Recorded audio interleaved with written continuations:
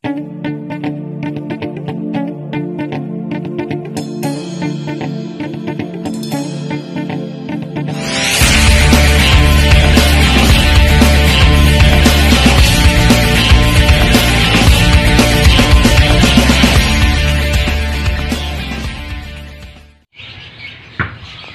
Sunday mga katropa. Ayan, meron tayong i-flex na ginawa nating experiment.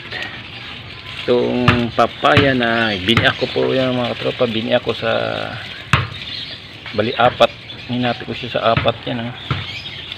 So ito po mga katropa, mga 1 month na to siya na mula nung aking biniak. Tapos binin ko siya. Ayan, kasi sobrang haba na eh. So napanood lang natin ito sa YouTube mga katropa, no? So ginagaya lang natin. Ayan, so 1 month na siya, buhay na buhay. Buhay naman siya. Buhay siya mga katropa.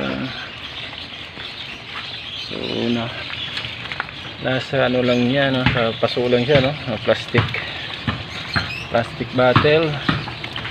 Tapos meron siyang kasabay na tumubo. Di ko alam kung anong klaseng ano to, puno ba ito, ano? Ano? Pa-comment na lang mga katropa kung anong klase itong kuan. Hindi ko na siya binunot. So ginawa ko, pinulupot ko rin siya dito sa ano, sa puno ng papaya. So ayan siya, buhay na buhay din siya.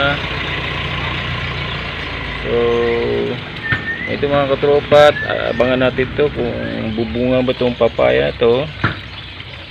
So nag-i-experiment lang din tayo, no? So gaya-gaya lang tayo sa mga nasa YouTube. Ayan, kaya bubunga siya. Ayan, abangan natin mga katropa.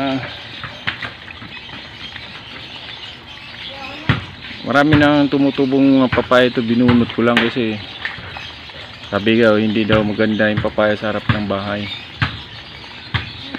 Pero nag-try lang ko gumawa ng experiment. Baka naman pwedeng bunga, no?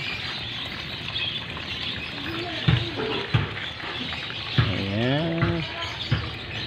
So hanggang dito na lang tayo mga katropa. Salamat sa pag-watch at sa mga hindi pa